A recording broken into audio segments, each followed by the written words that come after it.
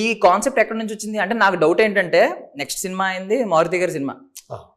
ఈయనేమో preliminary school Teja గారిదైనా high school Maruthi గారిదే. సో ఖచ్చితంగా ఈయన నుంచి ఏమన్నా లింక్ వచ్చిందా, ఈయన ఏమన్నా మారుతి గారు నెక్స్ట్ సినిమాలో ఉంటారా, ఈ డౌట్స్ అన్ని లింక్ చేసుకుంటున్నాం అనమాట. మీరు ఇప్పుడు ఎలాగో థ్రిల్లర్స్ మేము కూడా లింక్ చేసుకుంటున్నాం మైండ్. సో ఎక్కడ వచ్చింది ఆ కాన్సెప్ట్, ఎలా వచ్చింది లింక్, ఎలా ఊహాగానాలు అదే లేదు అని ఒక ఈయన రాసుకున్న కథ అంతే.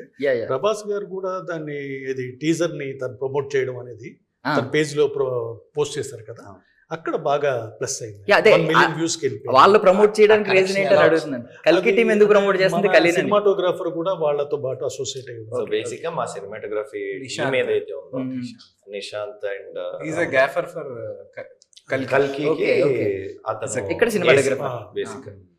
సో అక్కడి నుంచి కనెక్షన్ వచ్చింది. అండ్ అశ్విన్ గారు మా షూటింగ్ అవుతుంటే మా సెట్ కూడా వచ్చారు. బికాస్ విషింగ్ వెల్, మొత్తం చూసి మమ్మల్ని అప్రిషియేట్ చేసి ఆల్ ది బెస్ట్ అని చెప్పి వెళ్ళారు. సో ఆ టైంలో మేము అడగడం జరిగింది అనమాట, సార్ టీజర్ కానీ ట్రైలర్ కానీ ఏమన్నా. సో ఆయన రిలీజ్ చేయడం, అలాగే ప్రభాస్ గారిని అడగడం. సో అలా సెట్ అయింది.